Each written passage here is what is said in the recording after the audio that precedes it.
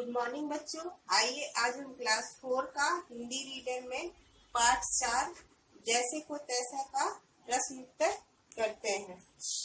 बच्चों आपने पाठ 4 को पढ़ा है और समझा है। आज हम उसका प्रश्न उत्तर करते हैं। आपका पहला प्रश्न है, इस बार पेड़ों पर आम अधिक क्यों थे? प्रश्न है, इस बार पेड़ों पर आम अधिक क्यों थे? उत्तर होगा, आंधियां कम आई थी इसलिए इस बार पेड़ों पर आम अधिक थे। आपका एक बार और सुन लीजिए। उत्तर होगा, आंधियां कम आई थी इसलिए इस बार पेड़ों पर आम अधिक थे। बच्चों आपका दूसरा प्रश्न है, इतने सारे आमों का भोलू किसान क्या करता? प्रश्न है, इतने सारे आमों का भोलू किसान क्या करता? उत्तर होगा, इतने सारे आमों को भोलू किसान मंडी में बेचकर अच्छे पैसे कमाता। एक बार और सुन लीजिए उत्तर, इतने सारे आमों को भोलू किसान मंडी में बेचकर अच्छे पैसे कमाता।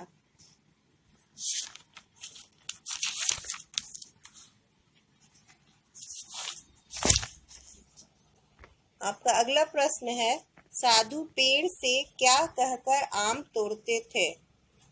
उत्तर होगा, साधु पेड़ से यह कहकर आम तोड़ते थे कि हम साधु हैं और हमको तुम दान में आम तोड़ने दो।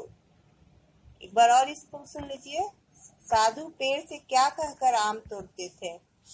साधु पेड़ से यह कहकर आम तोड़ते थे कि हम साधु हैं और हमको तुम दान में आम तोड़ने दो। आपका अगला प्रश्न है, भोलू किसान ने किसके कहने पर साधुओं को पीटा? उत्तर होगा, भोलू किसान ने पेड़ों की ओर से व्यापारी के कहने पर साधुओं को पीटा। एक बार और इसको सुन लीजिए। भोलू किसान ने किसके कहने पर साधुओं को पीटा? उत्तर होगा, भोलू किसान ने पेड़ों की ओर से व्यापारी के कहने पर साधुओं को पीटा।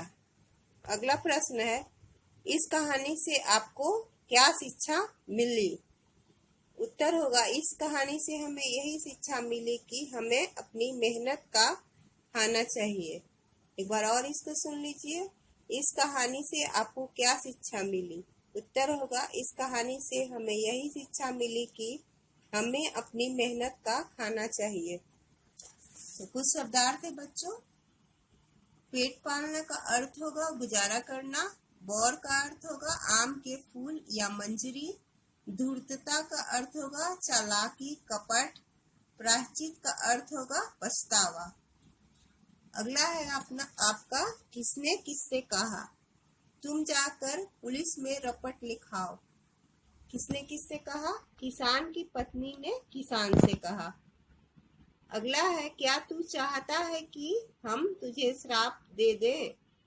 तो इसका होगा, किसने किससे कहा? तो साधुओं ने किसान से कहा। बच्चों आपने कॉपी में इतना सारा वर्क किया। अब मैं आपको कुछ बुक में भी करवाती हूँ जिसे आप करें बुक में भी। आपका है, सही उत्तर चुनकर उस पर सही का चिन्ह लगाइए। पहला है आपका भोलू किसान था। ऑप्शन है सीधा साधा, चालाक, बेईमान। आपका सही होगा सीधा साधा। पेड़ों से पके हुए आम चुराते थे। ऑप्शन है गांव के लड़के, दो जवान साधु या दूसरे गांव के लोग। आपका सही होगा दो जवान साधु। साधुओं ने भोलू किसान को दिखाया।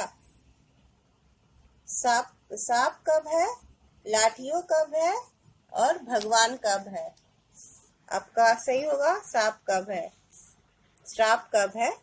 किसान की कहानी सुनकर व्यापारी समझ गया था कि आपका ऑप्शन है किसान सीधा साधा था, साधु धूर्त थे, उपयुक्त दोनों ही ऑप्शन आपका सही है। किसान सीधा साधा भी था और साधु धूर्त भी थे। आपका अगला है, किसान को सीधा बताया गया है।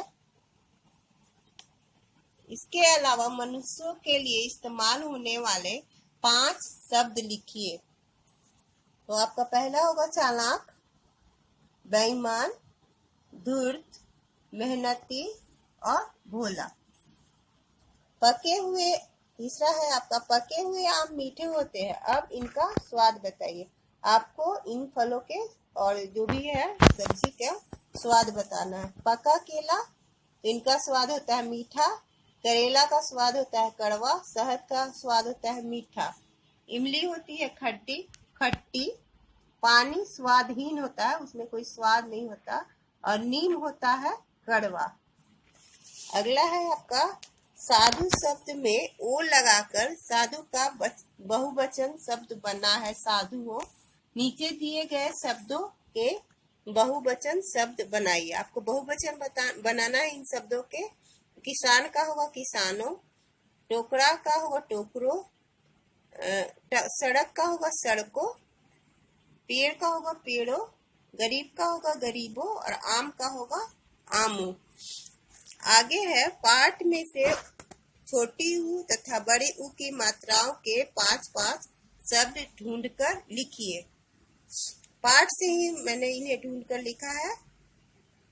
छोटी ऊ की मात्रा के शब्द होगा उसी, उन्हें, साधु, तुमसे और तुरंत। बड़ी ऊ की मात्रा के शब्द हैं जरूर, भोलू, दूसरे, मूर्ख, लूंगा। बच्चों, मैं आशा करूंगी कि आप इसको बनाएं और इन सभी को याद भी करें। आज के लिए इतना ही। धन्यवाद।